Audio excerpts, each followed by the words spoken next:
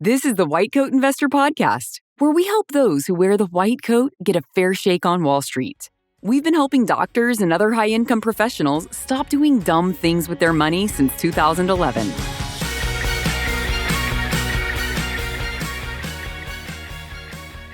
This is White Coat Investor Podcast 340. Choosing to Thrive with Stacy Taniguchi. When you're exploring career choices, consider locum tenens for the sheer number and variety of options. You probably know locums is great for short-term commitment. But do you know all the other ways it provides flexibility? The best way to research the vast world of locums is to talk to an expert. CompHealth created the locums industry, so they're the most experienced in helping physicians and other providers find the best fit. They understand you have unique lifestyles and needs. Medical careers are hardly one size fits all. Whether it's an assignment close to home, across the country, or across the globe, go to CompHealth.com to find what's right for you. Welcome back to the podcast. I'm recording this the 1st of November. Hope you had a happy Halloween. I know we did. There was a great deal of candy and fun with friends and neighbors last night. So we're all recovering today, but hopefully we can still put together a decent podcast for you. Our quote of the day today comes from Jonathan Clements. He said, "Trying to beat the market isn't just a risky endeavor that will almost certainly end in failure. It's also unnecessary and arguably an astonishing waste of money and time." Love that quote. And I appreciate you guys and what you do. A lot of you are out there doing hard things. I had a shift yesterday and, it's amazing some of the things we're asked to do as docs. Some of you are in other professions. It's pretty wild sometimes to see how the other half lives and to try to assist them in their lives. And sometimes you don't get very many thank yous for that. So if no one's thanked you today, let me be the first.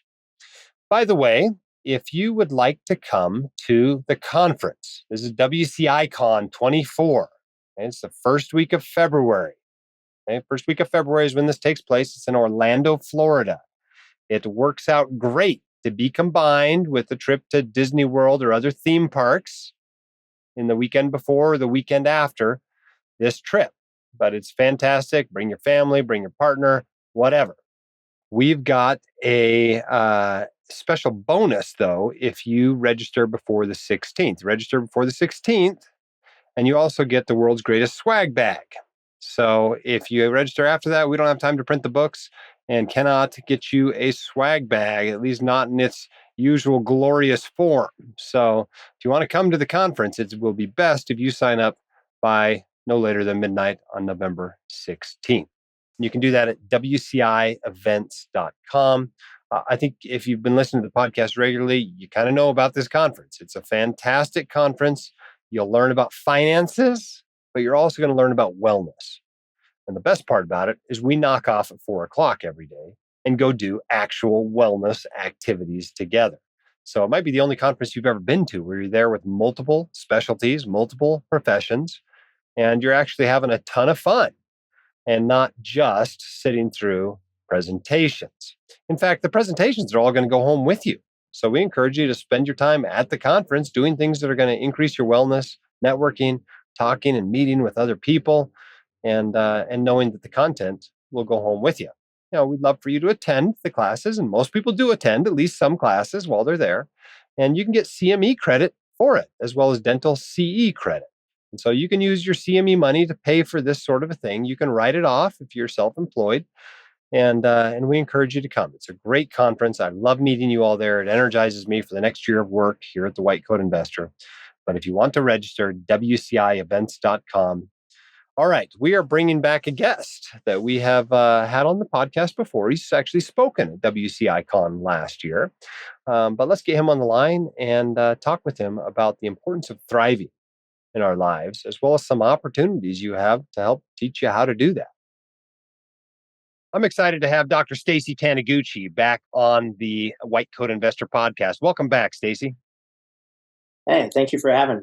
Yeah, for those who don't know, Stacy was our one of our keynote speakers at a recent WCI Con. He speaks on the topic of choosing to thrive and creating your ideal life, and also helps run a company called Beta Experiences that we're going to be talking a little bit about later in the podcast today. But Stacy, for those who don't know you, how did you get interested in all of this stuff? Well, it kind of extends back to my early days of just trying to kind of figure out, what am I going to do with my life? So back as a teenager, just trying to understand, what's life going to be like, kind of in my future. And there were several experiences that really piqued my interest. One of the early ones was catching an article in the old Life magazine that some of your audience members may remember, weekly pictorial magazine that had an individual who had created a list of things he wanted to do in his life. And that just got my interest to create my own list of things that I wanted to do in my life. But I think the real, understanding of what I was really trying to do was making sure that I would live a life that, was a life of thriving and a life of hope, and always having the eyes to look for opportunities to go and do certain things. And that kind of extended into my professional career as a university professor and as a researcher, trying to understand what makes meaningful life available. So, at some point along the way, you decided to create your own list. Tell us a little bit about that. That's correct. So that started when really I was kind of a teenager, and just kind of thinking, what are some of the highlight points that most people might have in their life? Like, I want to graduate from high school. I want to go to college. I want to get a degree. So a lot of that was pretty straightforward, that most of your audience members probably have thought about as accomplishments that they're looking forward to and have probably done. The other thing would be, what were some of the kind of the dream things that I wanted to do? There were places I wanted to go. I wanted to see, for example, Mont Blanc in the Chamonix Alps, French Alps. I wanted to see the Taj Mahal in India. I wanted to go scuba diving in the Great Barrier Reef. Some of those were, like, at the time, that's way out there. But I found was, as I started creating some of these things, you become very aware that there are opportunities to do that. The question is, do you take advantage of the opportunity? And I know most people, myself included, I'm very good at making excuses of why, I can't do that right now, or, whatever the reason is. I have found myself doing exactly the opposite, because I know it's on my list that what I want to do is I want to accomplish that, or I want to do it, or I want to see it, because I may never have this opportunity again. So I find myself making less and less excuses and finding more and more reasons why to go and do that. And then by doing that, other doors of opportunities come about, and I find myself thriving in life. I'm really excited about what the next day holds. Now, you've been adamant that this is not a bucket list, that it's a thrive Yes. list. What do you see as the difference? So, as your audience members probably are very familiar with, is the bucket list is the things that you want to kind of create and make sure that you can hopefully do those before you die. The famous movie with Jack Nicholson is, the whole idea is that he and his roommate are dying, and so they better go out and live it up. That for me has kind of a morbid connotation, and my idea is, you're here to live. You're really here to make the most of the life that you've got here on this earth. So for me, the Thrive list is really a list to live, to go out and do it now, not necessarily wait to your twilight years and then start figuring out, well, what haven't I done? So those are the things I want to do. And it's pretty interesting, because I am adamant that I don't want to use the word bucket list. And I was kind of in a doctor's office the other day, just in a large waiting room, and I saw two women on the other side, and they were talking about what they were planning to do for the summer. And one lady said, I have decided I'm going to take a train ride across the United States. And the lady says, wow, what made you think that? And she says, well, that's always been on my Thrive list. Huh. And it kind of shocked me because she didn't say bucket list, which is something I always hear. I don't know where she got that from, but I was excited that she sees it as a list to help her to live a thriving. After listening to your talk at the conference, I put together my own Thrive list, and this is things that I'd wanted to do earlier in life and had already accomplished, things I still want to do. I'm about 2/3 of the way through mine, Stacy. Oh, good for you. But Good for the you. big challenge I'm having is to limit it to 100. I'm over 100 already. Well, remember, the number of things on that list doesn't matter. In fact, in my presentation, I've told people, it starts with one. And then it can go on forever and ever. My list ended up being 100 things, but I'm actually thinking about adding more things. And some of the things that I've been adding are because my wife shares similar aspirations. So we're thinking, well, let's go do that together. One of the things that makes me a little bit scared to add things to it is that one of your rules was you could never take something off the list once you put it on there. Why is that rule important? Well, if you remember, the list isn't just stuff that just pops into your head and then you just put it down. The idea is you have to know your values, what's most important to you, things that are basically non-negotiable in your life, things that you would cross the ladder over the crevasse for. And when you start to think about those kinds of things, it kind of gives a kind of a different meaning to what you're going to put on that list. So I want people to be a little bit thoughtful for this. If it's something that really goes against your core values, those are probably not things that are going to help you to thrive. In fact, it might even have the possibility of making your life not very, good. You're going to find yourself enduring that particular moment or section of your life. So, what I have found, this is just from personal experience, whatever I had put on that list when I was 18 years old, I found myself still very interested to check it off when I was 50. Because I hadn't, it had taken me that long to find that opportunity. But when that opportunity came, I was interested in doing it. And I'll give you an example. One of the things on my list is that I wanted to fly a glider plane.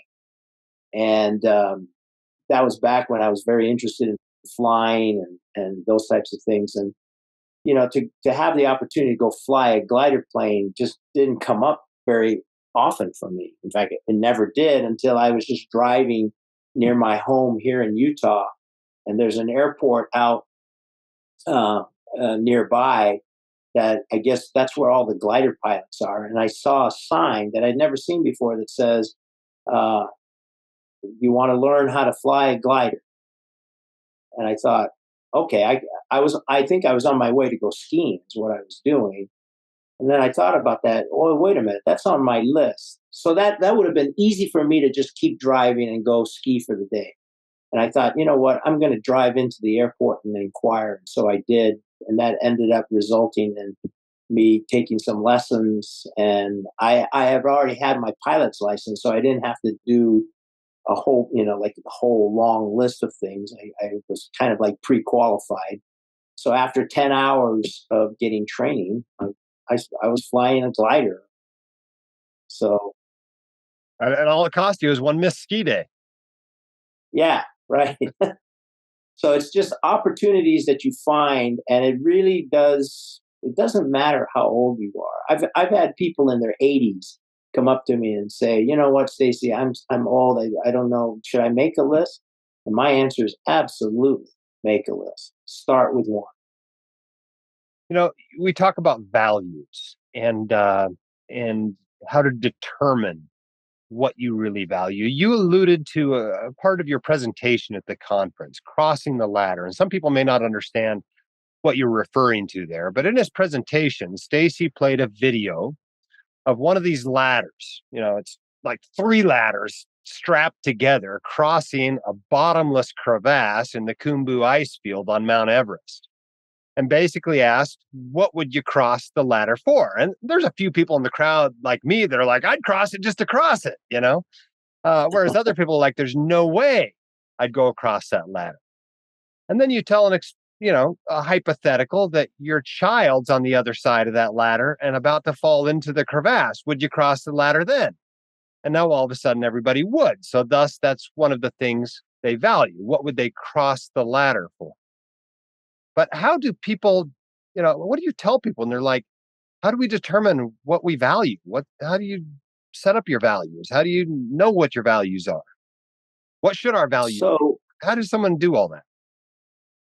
And that's a very typical question that, if I'm just talking to someone about it and I can't give them the visual of crossing these ladders over a crevasse, it's really difficult. The ladder metaphor is really a tool to try to help people to sit down and think about that image of the three ladders lashed together, trying to cross this, stepping rung from rung to rung, and knowing that, that it's a high risk activity. And, but what would make you risk it all to obtain whatever it is that's on the other side of the crevasse? People begin to realize money may not be enough. Of course, the amount might make a difference. And if you kind of reword what it is, some people may not cross it for $1 million because they realize they could die trying to get it. But if you reword it to say, would you cross it for financial security? All of a sudden, that changes the image, and people now start really, if they're not committed to cross it right then and there, they stop and think, is that worth me trying to get across? The other issue is we're talking about, there can be different kinds of values that I don't talk about in the presentation, but I think people begin to understand it.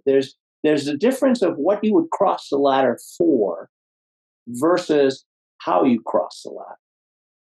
And so I also talk about in the presentation that not only do you have to identify what matters to you most by using the crevasse ladder metaphor, but you also have to prioritize what those values are and what kind of values they are. And even though I don't go into that, it's kind of a follow-up question that I typically get a lot from audience members is, well, if I have to prioritize my values, how do I do that? And I tell them, well, the first thing you have to do is you have to distinguish between what I call value determinations, the things you would cross the ladder for, versus value attributes, how you cross the ladder.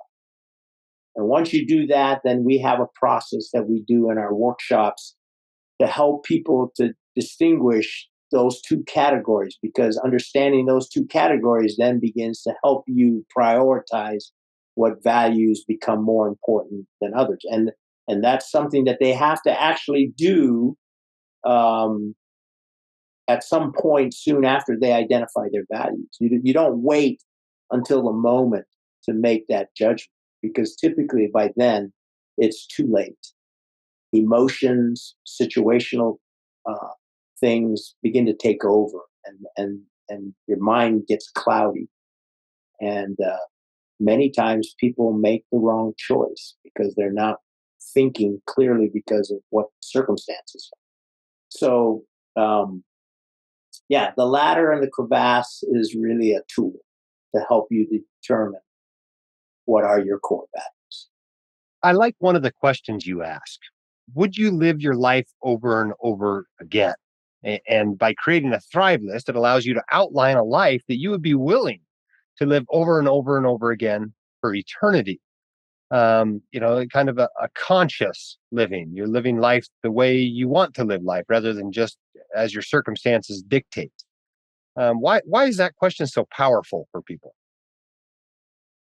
I think it's a very insightful question. I borrow the question from Friedrich Nietzsche's idea. He calls it the eternal reoccurrence of the same. But the idea is to really try to get to understand yourself and for others to understand where you're coming from.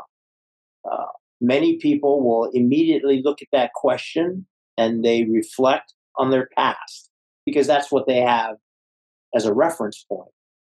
And it's very easy by looking at your past. And if you've had bad moments in your life, you've had traumatic experiences, I could easily see why people might answer the question, no, I would not want to live my life over again. It's been tough. It's been hard. I don't want to do those things again. But I try to encourage people to change the frame of reference, change their mental map around that question by looking to your future, which you can control. And the idea is not so much that you live your life over and over again because you enjoyed it so much, but it's really about living your life over and over again so that you can take the experiences that you've had and look for those opportunities to teach people and help people live a life to thrive that you've planned out from this point on. Because compared to what my past was like, my future is going to be one in which I will have more control. I will look for those opportunities and I will have experiences. Some may be good, some may be bad, but the majority of them are going to be positive to help me grow and that you can help other people grow. I know a lot of people probably look at the question and think, I'm going to do this over and over again because I had such a good time.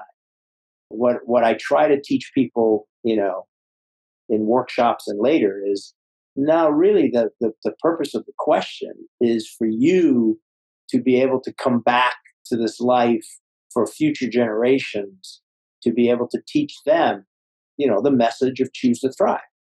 Don't just endure your life. It is something that you can choose to decide how you live your life. And I think most people would rather thrive in life rather than endure it. I've talked a little bit about this in some of my writing. And it's not just about the big things, about checking off one of the things on your list of 50 or 100 or 200 things on your Thrive list, but also the day to day. I've told people actually write down what your life looks like. How many hours a week you're spending doing this, how many hours a week you're spending doing that. And then write down what your ideal life would look like in that same respect. And then try to make positive changes in your life.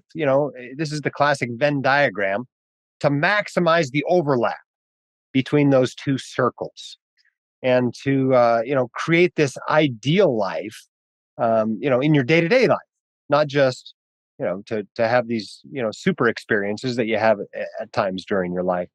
How can this idea of thriving be applied to our, regular day-to-day lives? Well, I think one of the things that's really important for your audience members to understand is a colleague of mine at Beta Experiences and also a university professor has done a lot of research around this concept called the myths of happiness. And we have this sense that really how we want to live our life is we really want to find happiness. The only problem is people tend to look for happiness in the wrong places. And in some cases, like you're talking about, if they're recording things in their day-to-day life, for example, for many people, doing their job, and looking for opportunities to, discover something that could be beneficial or to help a patient, recover from some serious illness or injury. Those are all important things. But the question becomes is that going to lead to your happiness?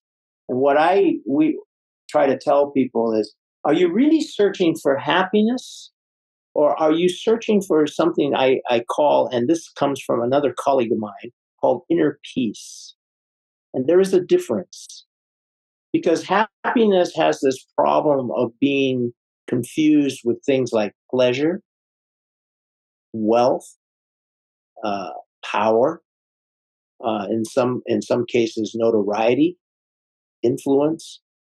And what you begin to find is in your day-to-day life, something that I think could be added into what you're proposing to your groups are they leading to inner peace, or are they leading to one of these other things? And the question is, it's okay if they're if it's going towards wealth or it's going towards pleasure or whatever, but in the end, are these the things that you value? Are these the things that you would cross the ladder for? And if they are, then you're pursuing and you should be thriving. But if they're not, then just make sure that it's placed in its proper perspective in your daily life. So I'll just give you a quick example. Is most of your day just solely dedicated to your job to the point where you neglect your family members? And if the answer is yes, because it's one of the things I value, then my question is, then where does your family compare to your job and your value of financial security? Does it trump your family? Because if it doesn't, then you have to take a minute to take a look at your Venn diagram and see if your family values can become a bigger part of the overlap rather than the job. And so it's things like that that we talk about in Choose to Thrive to try to help people to understand that don't confuse the myths of happiness as the replacement for inner peace. Because I think in reality, I think most people are searching for inner peace, not necessarily for just happiness as we typically think about it, as wealth, power, things like that. A large part of our audience is frankly already wealthy, and most of the rest will soon or eventually become wealthy. And I think when people become wealthy, they start to realize that money is no longer the limiting factor in our lives, that the scarce resource really is time. And all of us only have a limited amount of time. We don't necessarily know how much time that is, but it's limited for all of us. I've been, spending a lot of time thinking about the seasons of life, that there are seasons of life in which some activities can be done and other activities can't. The classic example, of course, is when you're in your 30s and you have young kids. Well, you can read them a book before they go to sleep. But by the time you're in your 40s and your kids are teenagers, they're not interested anymore in you reading a book to them before they go to bed. You have missed that experience. If you did not have it in your 30s, it is gone to you forever. It's a little bit like backpacking Europe. This is kind of an experience people do in their 20s. When you're in your 40s or 50s, backpacking Europe isn't so fun anymore. When you go to Europe, you want to travel very differently. And so how do you make sure as you work through your Thrive list that you're doing it appropriately in the appropriate seasons of life? Do you have to plan kind of, the order in which you do the things on your list? I would say there is a little bit of that, but I wouldn't worry about it when you're making the list. And life just seems to have these opportunities. For example, this past spring, I took a group of people to hike to Everest Base Camp in Nepal, and that's a 12-day, pretty strenuous hike. You're hiking over almost 50 miles one way, and gaining almost 9,000 feet of elevation gain. And as you're hiking, you find yourself that you've got this group that's kind of a mixed group of younger people who can run up and down the trail, taking pictures here and there and whatever. And then you have old people like myself who is just putting one step in front of the other and just trying to, in a way, make it to the next destination. But what I find is when those things are on people's list, I had an older gentleman that was in our group. This was something so important to him that even though he was older, he definitely had trained and prepared himself for it when the opportunity came. He specifically was very interested in going because he had heard I was going, and I was older than he was. So he figured, well, if Stacy can go, I can go. And he kept asking me, how do you train? What do you do? And those types of things. And he found out that it opened up other doors for him. He was kind of thinking he was starting to get into the twilight years of his life. And to be honest, yes, we are getting, he and I were getting into the twilight years of life, but it didn't mean that that's the end of it. And so he was more of, I wouldn't say he was a couch potato, but he wasn't a regular person to go out taking walks in the day. But this created an opportunity for him to focus on, if I'm going to do this trip, I've got to get out and I've got to take a walk every day with a backpack on, start getting my legs in shape. And he told me afterwards that what he found was this opened up doors of things that he still had on his list that he kind of thought he was going to just have to let those go, that he now realized I can do that. I just need to focus that if I want to make that happen, I'm going to have to spend a little time preparing for it. And that even though I'm older and I've got creaky knees and I've had, a couple of surgeries to help me feel better or whatever, it's still an opportunity. I think that's what the list helps you to do. And remember, the object of the list is not that you have to complete everything on it. That's not the objective. The objective is that these are reminders of the things that you would like to see as waypoints on your journey through this thriving. That's a good segue. Let's talk a little bit about your company, Beta Experiences. Now, White Coat Investor is partnering with Beta Experiences, and let's talk a little bit about what that company does. What exactly are these experiences that you put together for people? So we're a group of people who really come from an academic background, but my partners and I, we've all been outdoors people. We've all been guides, actually. And we enjoy being in the outdoors and doing fun things in the outdoors. Some of them are very challenging, but they're very rewarding. And we wanted to find a way to meld our academic background with kind of our enjoyment of being in the outdoors and share that with people. So we are a consulting company, specifically. We help a variety of audiences. We do executive leadership training types of things. But we also work with families. We work with families trying to help them build their legacy. We use the example of the three-legged stool. If your family is the seat of the stool, one of the legs is financial planning, which you're very involved with. And a lot of people take the time to do that. They have a retirement fund. They have some idea of how they're going to retire. A second leg is what we call wills and trusts, kind of the passing on of what you have, the hard assets that you might have. And a lot of people will have wills and trusts put in place. But like any three-legged stool, it can't stand unless there's a third leg. And that third leg is what we call a legacy plan. A plan that, what do you stand for? What are your values that you want to pass on to your future generations, and to help them to feel like what they're going to inherit from the other two legs are going to be done in a way that's going to be what we call multi-generational wealth. So that's another aspect of what we do, is we help people figure out that third leg. We also help people with retirement transitions. You're the CEO of your company, and all of a sudden now you're working for a company where probably your significant other is the CEO. How do you start learning how to make that adjustment? And we help people with the thrive sense of life. So what we've done is we've taken our academic content and we embed it in what we call multi-sensory experiences. We take you out to do things like we might take you mountain biking. We might do short hikes. We might do overnight hikes. We might do river rafting. We do canyoneering. We do climbing.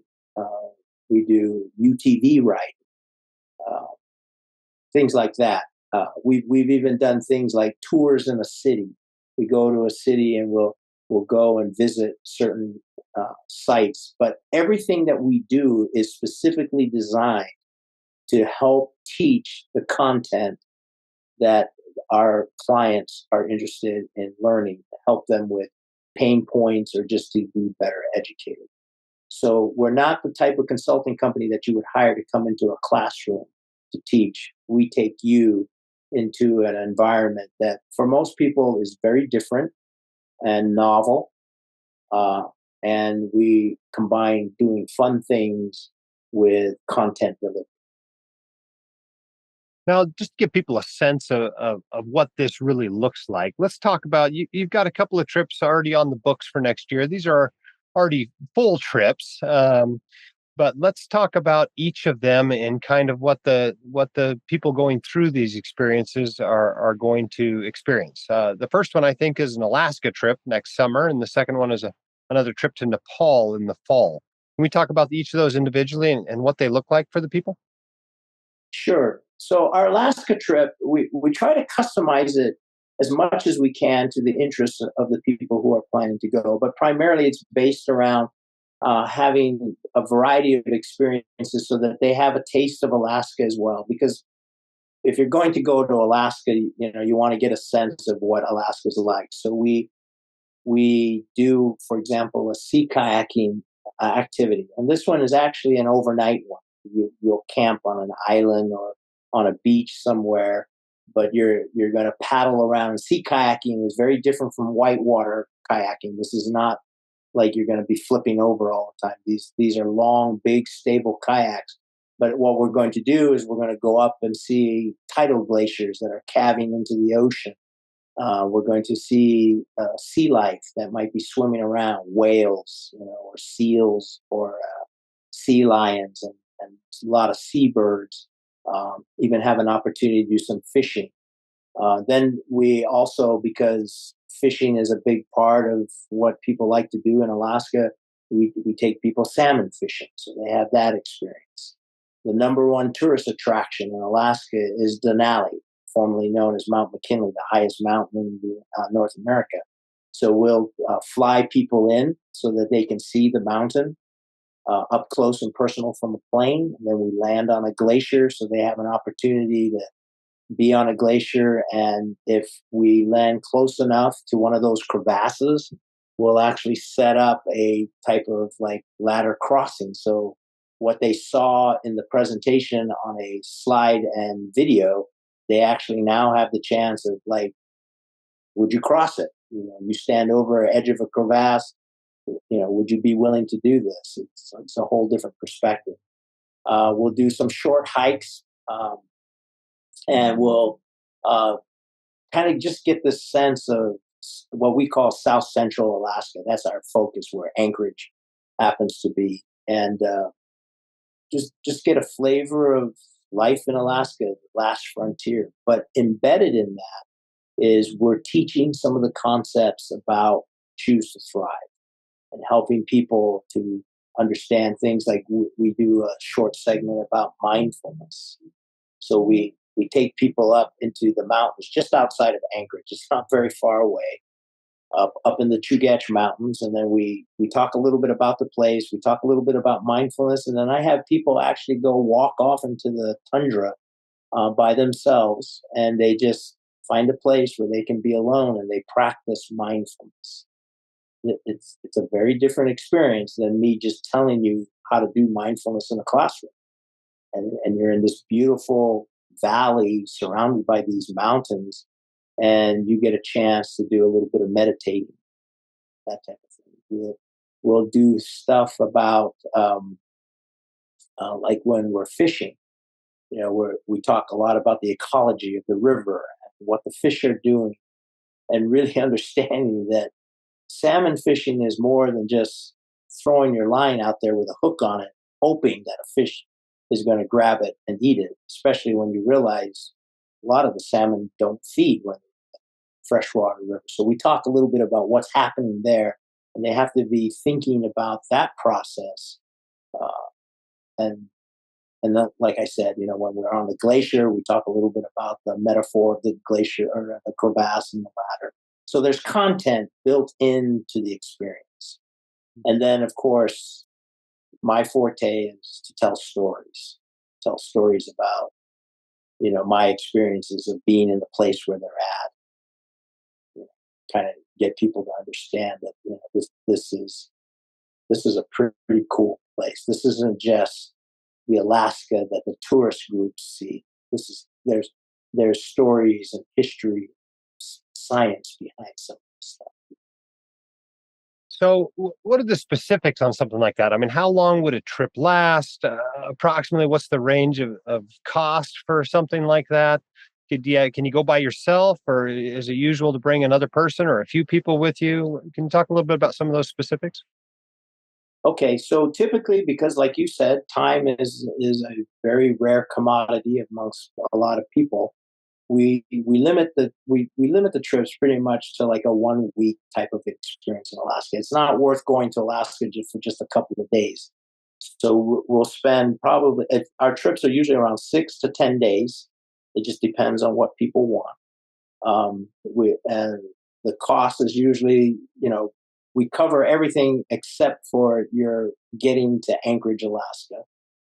That's on your own. But we're looking probably around the $5,000-6,000 range because you're doing all these activities, and we supply pretty much all the equipment and meals and that type of thing. And then, of course, you're getting a lot of the content delivery, guides, that type of thing, transportation. We have done trips where just individuals from different places around the world come and join in, and those work out pretty well. But we also have people that come as friends or as family members, and obviously that is a good way to already know, that you've got somebody that you're being close to, and everything. We've even done groups where a corporate group, like a management group or a C-suite, wants to do something around the content that we're delivering, and they're feeling like doing something in a novel area would just be an enticing way to get people to jump on board and go. So we've had a variety of different kinds of clients, and they all work because it's really the experience of being where you are, doing the activities, and then having content delivery that helps you to learn more about living and thriving.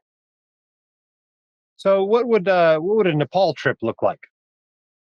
So the Nepal trip is a little bit more of a commitment for time. Typically, it's a 16-day trip in Nepal, but you need to add at least probably 2 days of travel if you're coming from the United States on the front end and on the back end, because you're literally on the other side of the world.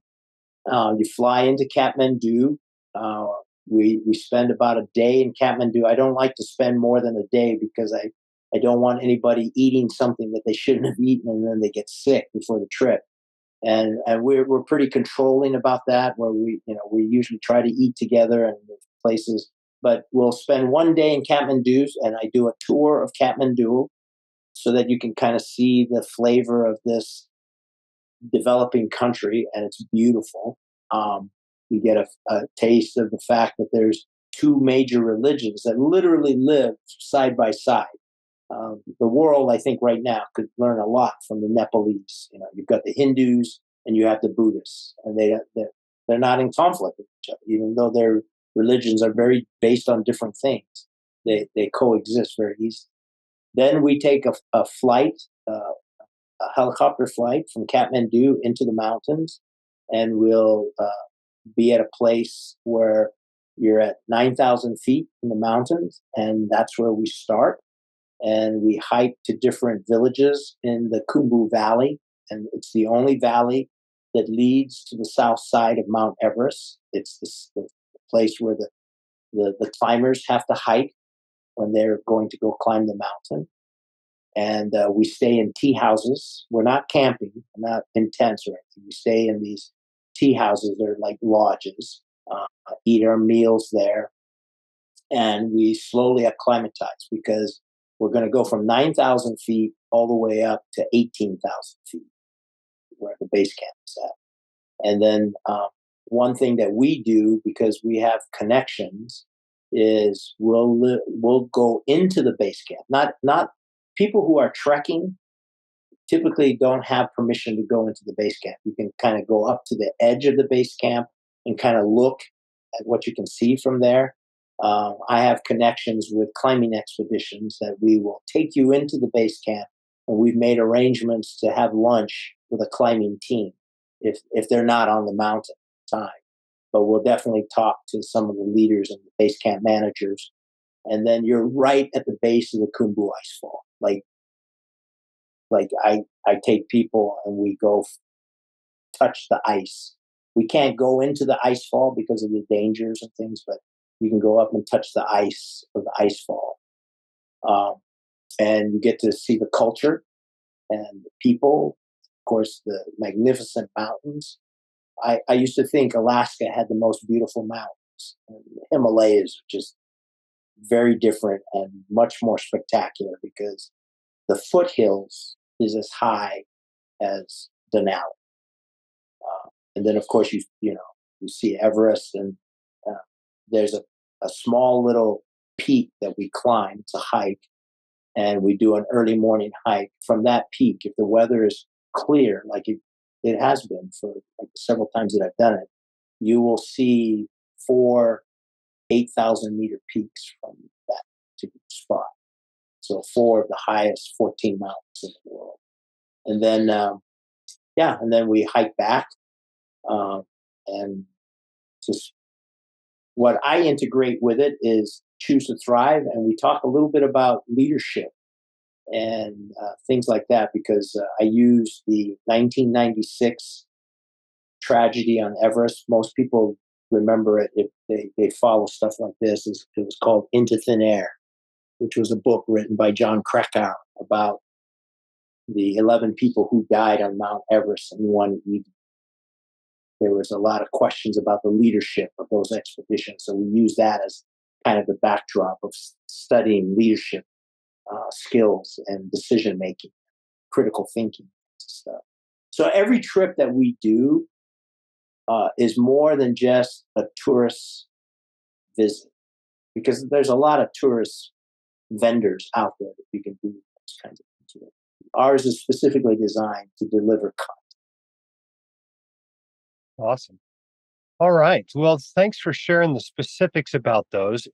If you are interested in doing a trip like this, I want you to sign up at whitecoatinvestor.com/thrive, THRIVE.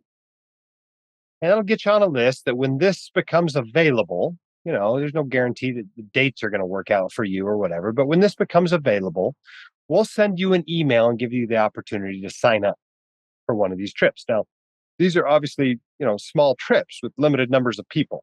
A typical trip's got a minimum of about 6, maximum of 12 to 15. So it's a small group.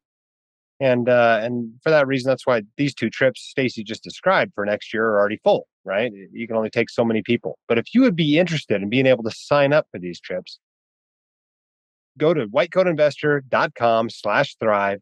And there's a form there. You can sign up. And there's no commitment, but we'll let you know when they become available and give you the opportunity to sign up and go on one of these trips and have an incredible experience while learning, while having this experiential learning and help you learn how to thrive. All right, Stacy, our time is getting short. What have we not talked about that people ought to know? Well, I think I would also like to suggest that you visit our website, which is betaexp.com, betaexp.com. We're trying to work very closely with White Coats Investors to be a service to your clients and to do things together. We offer the services that I had mentioned to you earlier about leadership training, kind of legacy planning, those kinds of things that I think you will find goes very much hand in hand with the financial advisement that your group, your company is doing. But we'd like to just make sure that people, if your idea of learning is more than just sitting in a classroom, and you're thinking, this experience, we call it experiential learning, then that hopefully we're available to give you at least some ideas of what we're doing. We have a lot of people that are very much into what we call experience design. So they're very knowledgeable about how to journey map out specific kinds of experiences so that, we end up with the result, that people are seeking. But yeah, we're out there and we're having fun though, because we obviously get to go out and do these things with people. It's just, you're from Alaska, Jim. You can just imagine for a first-time visitor, be able to fly and land on a glacier, to go salmon fishing, to go sea kayaking and watch tidal glaciers calving the ocean. That's pretty spectacular. And to be honest, a lot of first-time visitors to Alaska typically don't get that. They might get one or two of these, but we put it all together in about a six-day trip. Yeah, pretty awesome. Well, thank you so much, Dr. Taniguchi, for coming in and talking about this. For the rest of you, choose to thrive, learn to thrive, and plan to thrive. And this experience can help you to do that. Again, whitecoatinvestor.com/thrive. That's how you sign up so you know when these things are happening. You can learn more about what they can do at Beta Experiences at betaexp.com. All right. Thanks again, Stacy. Thank you, Jim.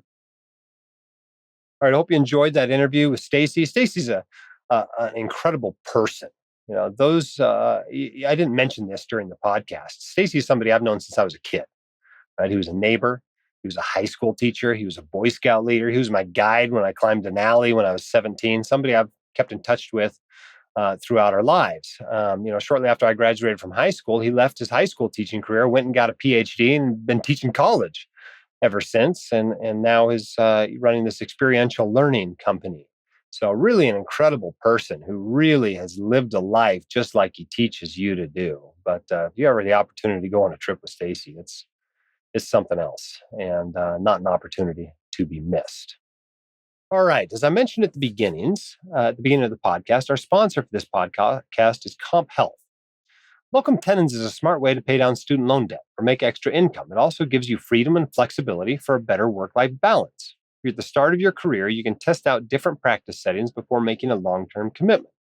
CompHealth is a leader in the locum tenens industry and can help you navigate a myriad of career options. They have access to thousands of jobs, including telehealth, medical missions, and even permanent placement. CompHealth experts give you personalized, high-quality service and help with your CV, interviewing, contract negotiations, and more. Find out more or search jobs now at CompHealth.com. Don't forget, swag bag deadline, the 16th. If you sign up by midnight for WCI Con 24, you get a swag bag. Why not get the swag bag? It's great. You can get some books in it, and get some other cool stuff. And it's just a nice bonus for signing up a little bit earlier for the conference. Thank you to those of you who tell other people about this podcast, about the website. That's truly the way we grow the most, is through word of mouth. You are a trusted source for your trainees, for those who are training you, for your colleagues. Telling them about White Coat Investor really does make a big difference. We appreciate it when you do that.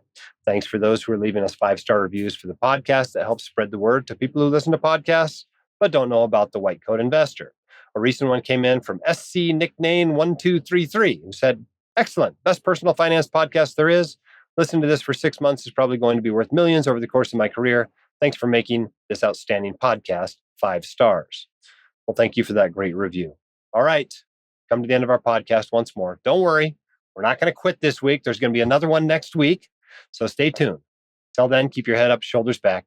You've got this and we can help. We'll see you next time on the White Coat Investor Podcast.